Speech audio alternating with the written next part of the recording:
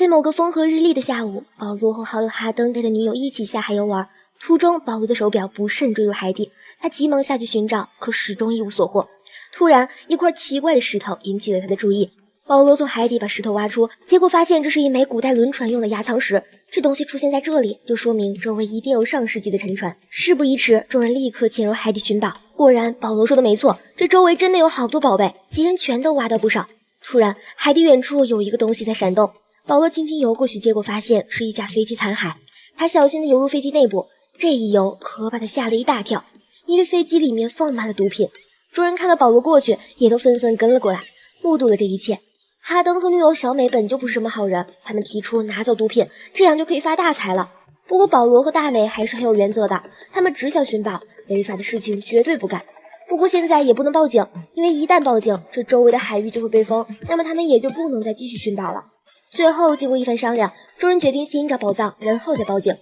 第二天，保罗准备弄一艘专业的寻宝船，但是他手上的积蓄根本不够，没办法，几人只好买一些简易的装备开始寻宝。哈登负责用金属探测仪寻找目标，保罗则用吹沙机将东西吹出来。四人各司其职，分工有序。很快，他们收获颇丰。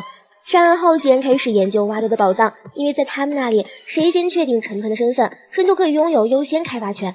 保罗他们通过2把银质的手枪和1把银质火药桶，大概猜出这可能是150年前某个著名海盗的东西。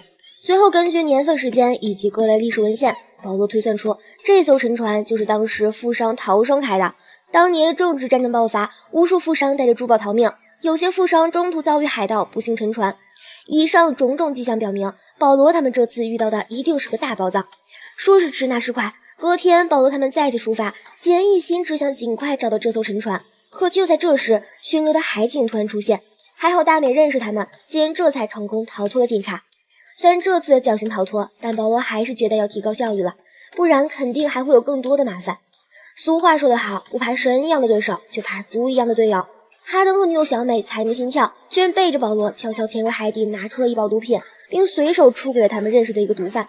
谁知人家直接来了个黑吃黑，狼入虎口的他们直接就被扣了下来。原来这批毒品正是毒贩他们遗失的，眼下他们正愁找不到呢。现在有人自己送上门，岂有不收的道理？毒贩让保罗12个小时之内交出全部毒品，不然小美他们会没命的。不过俗话说得好，撑死胆大的，饿死胆小的。现在的保罗居然还惦记着海底的那些宝藏，他表示自己愿意交出毒品，只是他目前需要一些买装备的资金。很明显，心急的保罗想来个一箭双雕，他准备一边拿毒品一边捞宝藏，可一切事与愿违。